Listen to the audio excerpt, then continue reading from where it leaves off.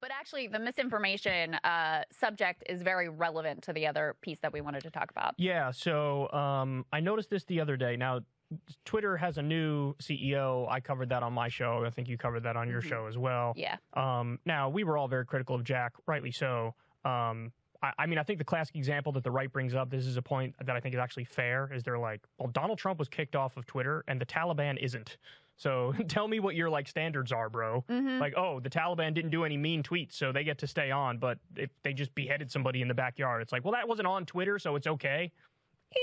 Come on, it's a little ridiculous. Yeah. No fan of Trump, despise Trump, but that is a little ridiculous. So that's one example. There were a number of things that, as Jack was head of Twitter, he either wasn't able to implement the values that he nominally believes in, because he says he's in favor of free speech and all this stuff, or he just doesn't actually believe in it. So there's plenty to criticize there, but it looks like the person who's taken over for him is actually worse.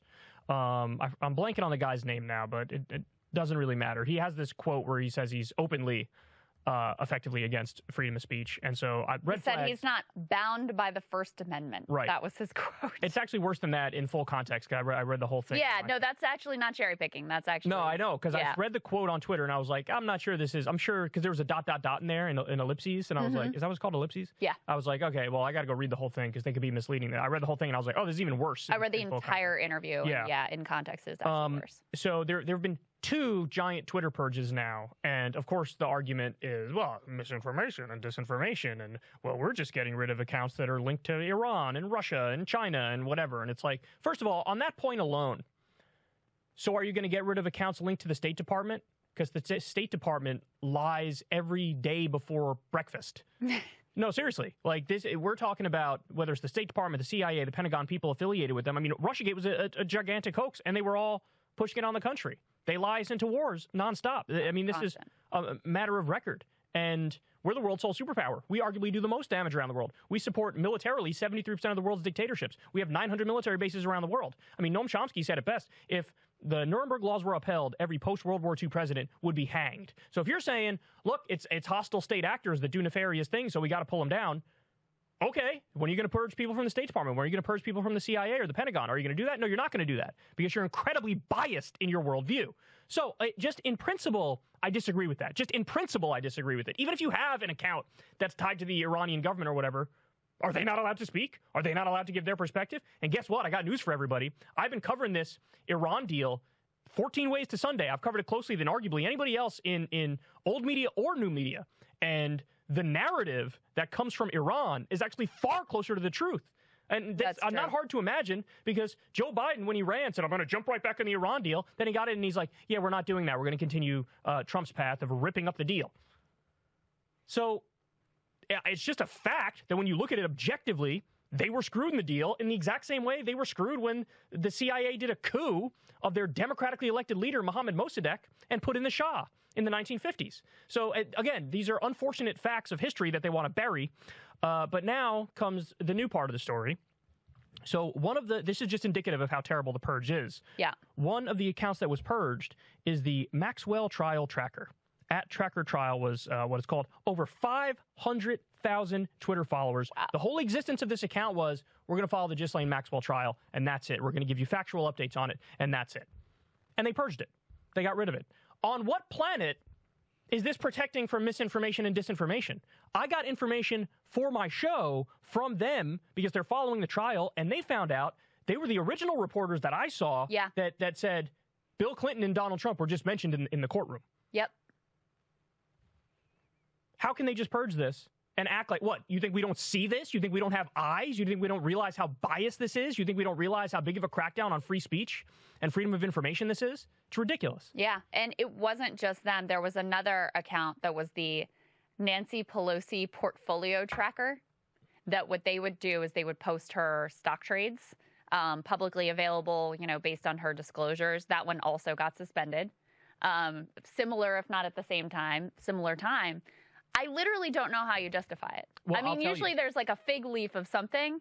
And look, to be clear, I haven't followed every single tweet that these accounts have put out, but I have no idea how you even have a fig leaf of a justification here. Oh, well, they will just say misinformation and disinformation. But really what's going on is they are protecting elites. That's what they're doing. In the same way, I mean, this is a much less egregious example, although I hate this too. But it's like when YouTube took away the dislikes. Why did YouTube take away the dislikes? Well, literally every video that was posted of Joe Biden would get, like, mass downvoted. The frickin' Fauci documentary, where they give him a giant fluff piece, got, like, 95% dislikes or something like that. So you look at that, what happened, well, I have no doubt that what happened was establishment media, establishment politicians, people with power and authority were getting embarrassed. And they're in rooms with the CEOs of all these various companies, whether it's Facebook, YouTube, whatever. And so they probably talked to them, like, look, we got to do something about this. And this is the solution they came up with. We'll just take away the dislikes. And so all you see is the likes. And so people will publicly have no idea. Now, by the way, there are practical implications to this, too. I talked about this on my show. But sometimes you have an engineering problem or you're trying to put together a piece of furniture or some shit and you want to YouTube it to figure out, hey, well, you know, how do I do this?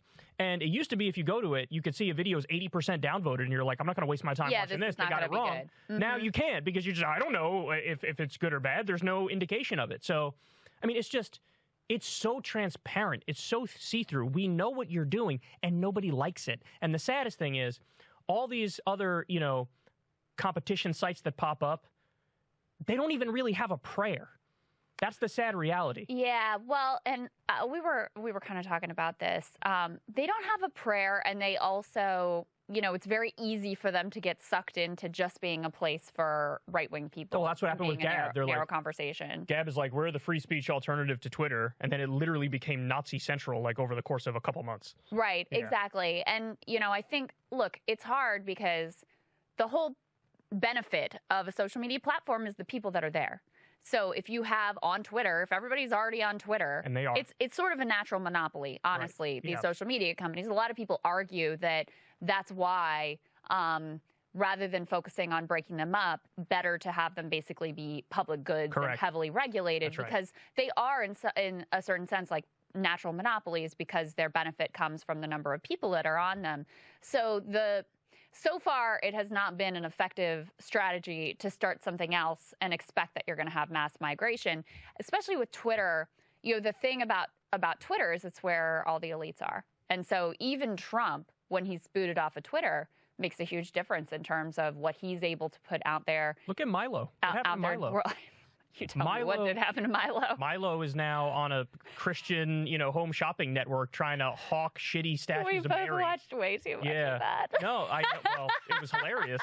Hilarious. But like that's an example of deplatforming, even though I'm against it in principle. It absolutely, quote unquote, works. I mean, Milo was a huge personality, but listen, if the president of the United States can be hobbled by deplatforming, look, on the one hand, it's been really nice having him sort of push to the side. Tweets. Maybe I should nuke North Korea. Don't get me wrong. No, don't do that. Don't do that. Yeah, that's been kind of nice for everybody's mental health. But it's also really scary because anyone can be disappeared by just being pushed down to the public square.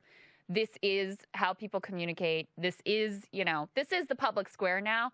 And so for the CEO to not only say, I'm not going to be bound by the First Amendment, but then to immediately act on that philosophy is extremely troubling. True. I want Jack back. Same. Better. Jack is currently meditating on top of a Nepalese mountain with a naked 100-year-old man. That's what he's doing. Living his best life. And he's bathing in kombucha. That's what Jack's doing. All right. On that note, let's get to the guest. Freddie DeBoer is author of The Cult of Smart, fantastic book about our education system and some of the lies that we tell ourselves about education and about students in general. He also has a fantastic daily newsletter on his Substack. Let's get right to it.